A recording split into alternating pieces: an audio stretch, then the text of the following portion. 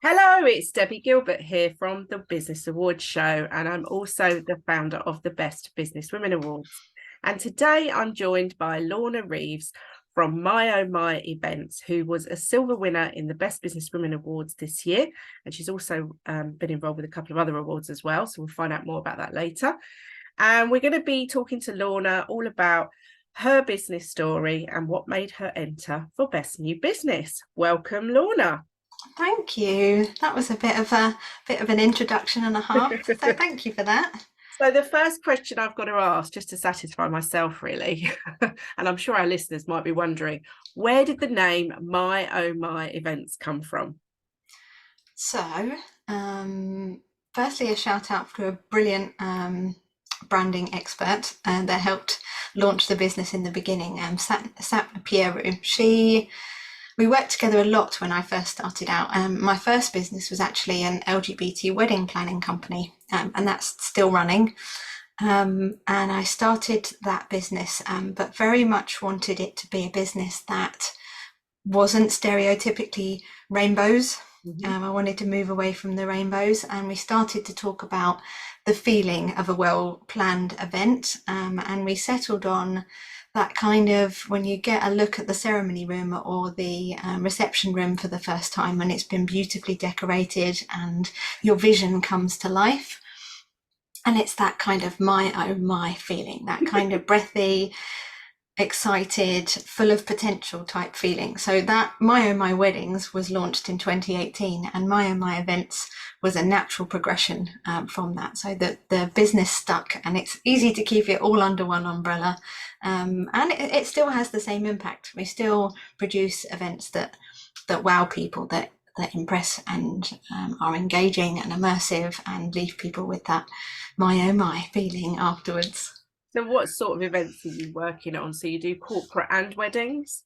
So MyOhMy Weddings purely focuses on the wedding side, separate business, and MyOhMy Events is very much business focused. So we do business conferences, seminars, workshop series, anything where a business owner or potentially non-profits we're working with a lot at the moment, they want to step up their engagement. So we're real advocates for hashtag no more boring webinars. I absolutely hate, whether it's in person or online, these are my slides and I'm just going to talk at them for the next hour and a half, and it's in a beige room and people are bored rigid and you're counting the ceiling tiles. So it's about creating, if it's in person, a 4D experience, so engaging all of the senses and thinking about things like scent and light and music and how that ties into memory and learning for different people as well. So using all those other psychologies to really make sure that a company or a charity's content really sticks. So in 6 weeks' time, when your attendees have gone away and are back in their normal life, if you said to them, what did you learn when you went to that event? They could actually tell you, because that memory is plugged into all of their senses. So they're actually engaged in their own learning or anything they might have picked up, or network and connections they might have made. And the same goes for the virtual and the hybrid work that we do as well. It's how do we take that feeling and make it immersive and interactive. So what brought you into the events industry, Lorna? Accident. It was really a natural evolution. So from the wedding industry, which was a business that I started purely for the love of it. I left my corporate job after awful burnout, and for a little while didn't know what I wanted to do at all, and then already had a passion planning weddings. I did mine, I did my sister's, I did one of my best friends in New York, planned it from the UK, and we had the wedding in New York. So that seemed an obvious choice, and there was a very clear gap in the market for an LGBTQ plus wedding planner that really advocates for equality and kindness and inclusiveness. So that was an easy pitch. And then after the first year or so of running that business, a couple of my mentors said, oh, Lorna, you organise stuff for people. I've got a workshop series coming up. Can you give me a hand? I don't know what venue to pick. I really want it to be good. I don't want people to be bored. I really want it to be an experience. and you do weddings. So that we kind of brought the mentality and that whole experience ethos from the weddings and then plumped it into events, and the event just went bonkers. So yeah, it seemed natural to keep both businesses running side by side. Fantastic. So awards, what was the thought process behind that? So I applied for some awards in the first year of my weddings, and we actually won Wedding Planner of the Year in our first year of business. That was a national award, and that was phenomenal. I didn't expect to do it at all. I kind of did it for the networking, really, and I love that feeling of being in a room full of other people like you, and you never know where the conversations are going to lead, even if it's somebody completely outside your sector. People are fascinating and are connected to so many other people. So actually, as a networking experience, it's phenomenal. And I thought, well, it's an excuse to get dressed up. It's a celebration of the hard work that we've done for the first year, and there's going to be loads of collateral that we can get, loads of pictures, we'll do loads of content, so we can use it in that way. And then when we went and won it, and it meant that we could put it everywhere for a whole year, we were the UK's #1 wedding planning service, and it got exposure. We used it in a lot of marketing, industry marketing. It actually boosted our Google ratings. If you Google MyOhMy weddings now, or even LGBT wedding planner, we appear in the top 3 all the time on Google. Did you actually get new clients from that?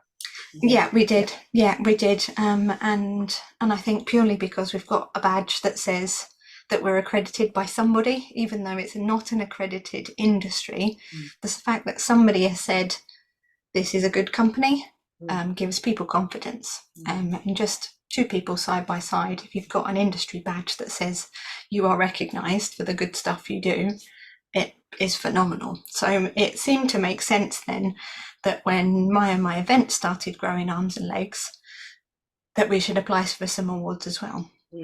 And we put in for a few different ones this year. We're very successful at the Businesswomen Awards, which was amazing. What a night. Some amazing people in a room.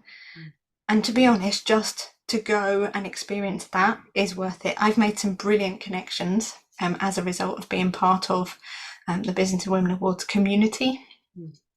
So actually having access to the community, as well as being able to piggyback on the hashtags and, you know, share other people's wins along in the last year as well, has just been amazing. So it's kind of a multi-pronged approach. We use the awards a lot in our marketing, and we've got some beautiful photographs, we've got beautiful certificate, and we use those as well as sharing other people's wins to say, hey, if you're looking for an artist, check out this person. We met them recently, and sharing the love, I think, is a really important part of business growth and business building. Definitely. And I think for a new business, awards are a great way of putting your business on the map. And, you know, you referenced the fact that the SEO benefits are so huge, and a lot of people don't realize that. But actually, the company that you won the award with, no doubt backlinked to your website, and you backlinked to theirs, and that in itself provides extra Google juice and credibility. And, you know, we all want to come up on page 1 of Google, because that's where people are searching. And again, you know, to be known as the best in your business in the first year of trading, I mean, is incredible. It really is. That's an amazing achievement. So well done. Really is. Thank you. So what's the plans over the next year? What's your thoughts? What are you going to be doing? We're seeing the impact that the awards have had. We're going to weave in some further awards as part of our marketing strategy. So actually, we've got a marketing budget. So actually pegging some of that money for awards and award applications is something I feel really strongly about. So we're going to have a look at some of the even more well-known awards. So things like Lloyd's, NatWest, all of those kind of, and if I'm being honest, purely for the name, purely to have even if you're shortlisted for a NatWest award, is going to be a good thing. And 5 minutes on their page as a shortlisted business is going to be a good thing. So we're really thinking about carefully about what evidence have we got from the last year, how have we grown, how are we impacting other people, so that we can use that in some of our applications. So the plan for the business is that we continue to grow, and we're looking at becoming £250,000 revenue next year. That's the plan. So big dreams are going to need big amounts of action. So yeah, really committing to getting into some of the awards early, and I've been through the award season. These are the ones we'd like to apply for. When are the opening dates? Let's not wait till the closing date. Let's get them in on day one. We've got the evidence prepared. It's just about moulding it for the specific questions for that award. I love talking to people like you who are really I only know this stuff because I've already talked to you about this stuff. It's true, because there's no point in thinking in March, April we're going to enter some awards, because A, some will have already closed by then, and B, the ones that haven't, you've then got to run around trying to find what you need, what information you're going to need to pull together, and leaving it all to the last minute is normally a recipe for disaster, really. Yeah, we've literally got a Dropbox folder with a Word document on, and every quarter when I do our numbers, I just change the figure that's in there. Any good testimonial we get, I have one of the team just drop it into that folder. Any really good photos that we have, we drop it into that folder. So we've got a little bank. So at a moment's notice, if you said to me, this company in America has got really good awards, but it closes tomorrow, I could go, no problem, here's all the stuff that we need to apply for it. And it would take an hour rather than it being this big unwieldy thing that people sometimes get bogged down in. I haven't got hours to spend applying. And the thing is, for you, as an events business, pretty much everybody in the room is going to need your services at one time or another. So it's a clever marketing strategy, because you're then the forefront of people's minds, not only the people who are sitting in the room that night at the awards ceremony, but then you become shared on social media and you get more traction that way. So yeah, I think you've got a great strategy there. So definitely keep on with that. What's your business tip for anyone starting a business? So they're listening to you talking, you're 4 years down the line now, and they've left corporate life and they're thinking of starting a business, or they've just started one and they're tearing their hair out. What advice would you give? I would say grab yourself a mentor or a mentoring group. I think certainly my experience was when I left the corporate world and I had teams of people and I had a boss and I was around people all day, every day, to then become an entrepreneur and be doing it to a large part on my own. And then obviously I started to take on people to do my accounts, get rid of those quick. That's not my forte. Take on a few people, but I'm not speaking to people regularly. I'm not speaking to people and bouncing my ideas off people. So by having a mentor, it was an investment in me and the company. Most mentors will cost you some kind of investment. It really worked in that somebody held me accountable. If I said I was going to do X, Y, and Z by the end of the month, then that's what I'm going to do. They saved me a lot of time and effort. If I said I want to do this, but I have no idea how to do it, they'd say, it's easy, just do this, this, this, and this. And it saved me hours of Googling, hours of getting it wrong and trying to fix it. They've already done it. They've already done the hard bit, and now they're just teaching me how to do it. And it's just somebody to ring when you're having a really good day that you can go, yippee! And even your partner doesn't necessarily know how big a thing it is when you set up your first Facebook ad. You get the, well done. I think that's an important thing. But having a mentor that actually knows how important that is to you, or when you're having a really rough day, you can say, hey, look at how far you've come. Look at what you've done already, and stay on track, stay the course, do one thing today that will take you forward. Take the day off, but do one thing and then don't do anything else today. Or it's okay to take time off over Christmas. You don't have to work every hour under the sun. Someone that can be that person for you, I think, is really important, certainly in your first few years.